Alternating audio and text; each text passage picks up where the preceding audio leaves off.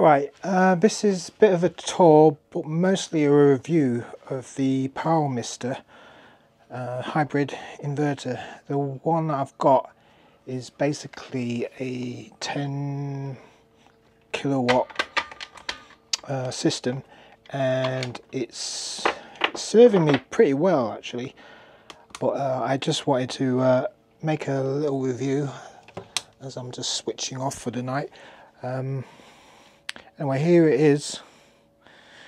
As you can see there, this is my hybrid inverter charger, and as you can see, it's not actually set on the wall yet because I'm temporarily having this here. What we have here is the PV in. There's two PVs inputs. Actually, there's this one and there's this one, PV2. And then you have the mains out, which is here, and a secondary output as well.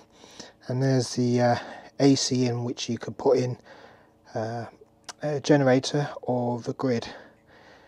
And I've got this temporarily set up like this with an extension lead to the house if I want to plug it in and charge it through the mains, which I don't normally do. And then there's the battery inputs here. These are simple thick 200 amp cable. I bought these from I modified a jump cables for a car, and took them out and then just put in the isolator and the fuse. So that's working as is. Then the batteries, which I originally had just the one 5 kilowatt. This is a 15 cell 5 kilowatt battery, which sort of works, but it wouldn't last the night, so I actually got this, and I'm using this up to a point, and then I ordered two more rack mounted batteries. These are them, basically a pair of 120 amp lithium iron phosphate batteries with a configuration of being connected in parallel, and then the overall positive and negative is connected to the initial battery, which is basically the PowMR, which basically has, I think, 17 kilowatt storage power for the whole system. I'm hoping to split this again and just have maybe this on the house supply, and just have this supplying the house, and then having a smaller solar inverter charger, maybe at 6 kilowatts, to power the shed, which should be alright. But yeah, it's temporarily here because I haven't done up this wall. This wall hasn't even been insulated.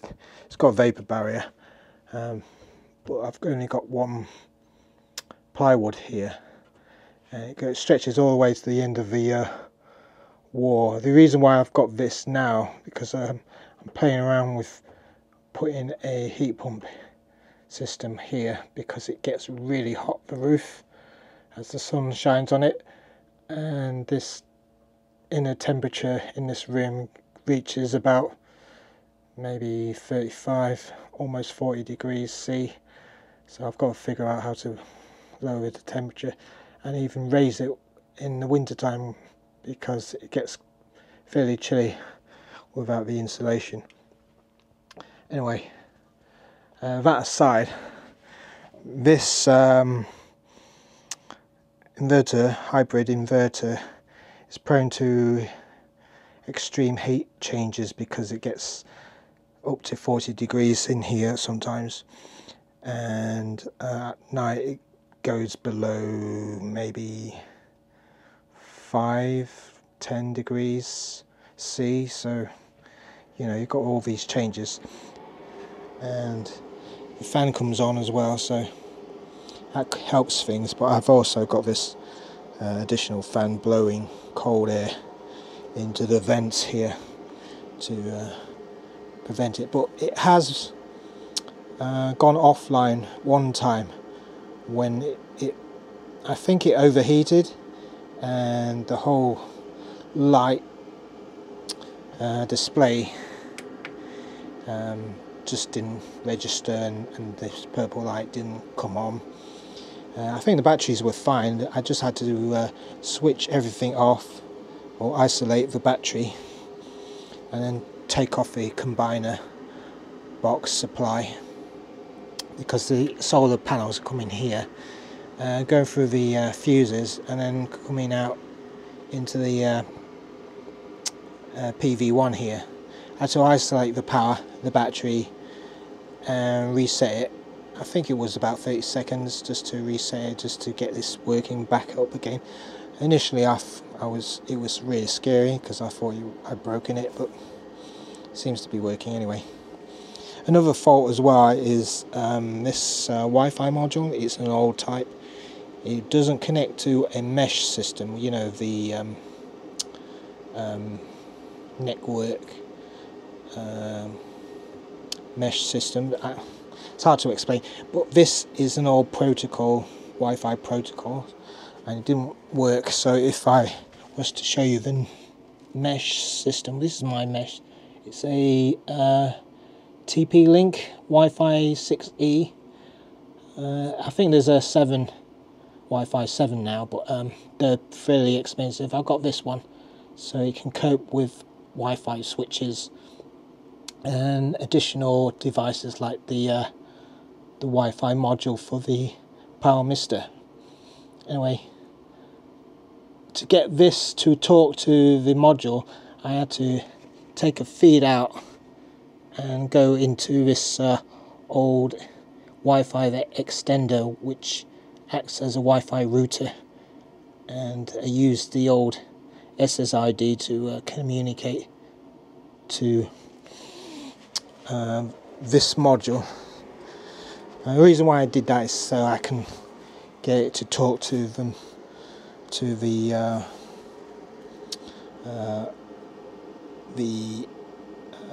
app, iPhone app that I have for this. I haven't actually got the app to show you, but with the app I can actually talk to this. I can see the power going in, the solar going in, how much, the condition of the batteries. I can even change some of the parameters, so I can charge it up, change the parameters of the batteries, so I can limit it to charge up to 83%, I think, and maybe up to 100%, but I wouldn't recommend keep doing that, because you reduce the cycle life. Even though these are LiFePO batteries, I would charge them up to 80%, so it gives you more cycle life. I think the maximum here for the cycle life is about 6,000 cycles, recharge cycles, so it should last me at least 5-10 years or so if I do it carefully. So I'm doing that carefully now, despite it being really warm in here. Hence I'm taking things slow and getting ready to put on the heat pump system, which isn't ready. Anyway, the outputs are going out through normal fuses, and then they're going out to like these plug boards here, as you can see, and it's not really safety. It's not really safe, but I'm using like really low fuses to get these connected. And then I've got the lights which is these garden lights to light up this room, and a few things like charging devices. And the main reason to get that done as well is to sort out my hydroponic system, which is on a 12 volt system. So basically I'm trying to power the hydroponics, which uses 12 volt pumps just to pump the water through all these various devices. So I've got like a frame hydroponic system there, flatbed NFT system here, and this tower which I bought from eBay as well. And I used to use, light this up, the old 12 volt system, which basically it was enough power just to power up the hydroponic system, and using an old leisure battery. Can you see that below? So this leisure battery is connected to this, and then that used to power up the hydroponic system. I don't need that now. This area is just a general electronics workshop that I've been using just to repair a few things. It's all higgledy-piggledy because I haven't organised this yet. I'm still sorting out a few things. I've got other things like a ventilator. As you can hear, the pumps are working now, and to make sure that I know that they are working, I've got these lights that are on every time the pumps are working. Another device I'm using is this diesel heater, which is on a 12 volt 100 watt power supply to give me enough power to heat the glowworm on this, and to use this diesel heater. I'll probably use this on extreme cold nights, but normally this is not even switched on yet. But yeah, this is basically a slight tour of my shed, which isn't complete yet. I even need to do insulation here as well, so and as you can see, it's a bit messy over in that area as well. But like I said, I'm still waiting for bits and pieces and working through this area. Even though it's a bit of a mess, it's still a workbench, test bed thing.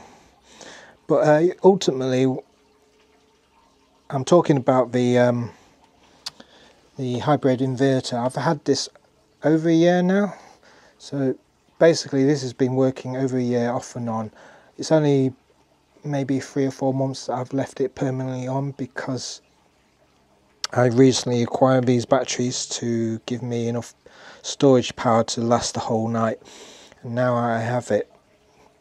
It's working flawlessly except for the high temperature, but that can be explained with the summer months in this room when there's no way to regulate it. I thought ventilation might work, but definitely need a aircon system in here just to reduce the temperatures.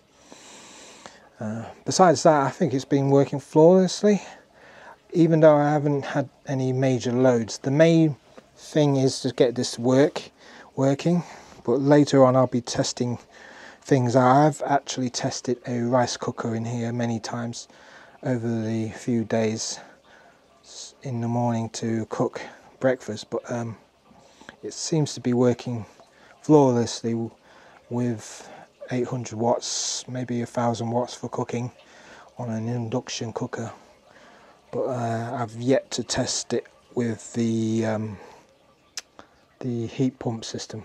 This heat pump is a special one I ordered from China, because this one is powered by a 48 volt system, I can't really tell, I can't really show you, but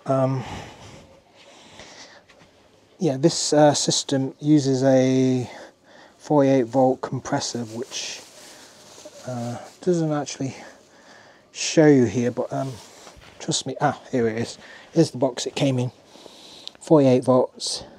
So this 48-volt heat pump should be enough to be powered by these batteries, and I've got 17-ish kilowatts of battery storage to do that. I've yet to increase my solar panels as well, because I've got about maybe 800 watts of power going in here. I'm yet to put in another string. A maximum I'm thinking maybe 2-3 strings, and at the moment each string is about 200 volts of supply going in here.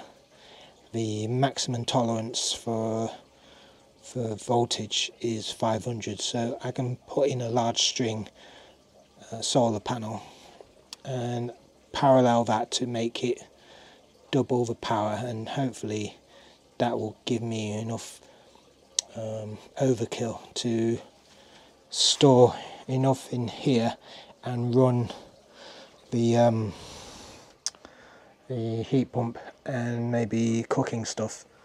So I'm waiting on this, but I'm doing this fairly slowly, so hopefully, you know, watch the space for that. But back to this hybrid system, I can say without a doubt this has been flawless, and I recommend it as well, the PowMR systems. Although if this dies on me, I'll have to replace the whole thing. It's not as if I can take out the boards and replace them, even though it's a quite modular system, and perhaps in another life I could actually take out each individual functioning board to replace the MPPT or the inverter or whatever.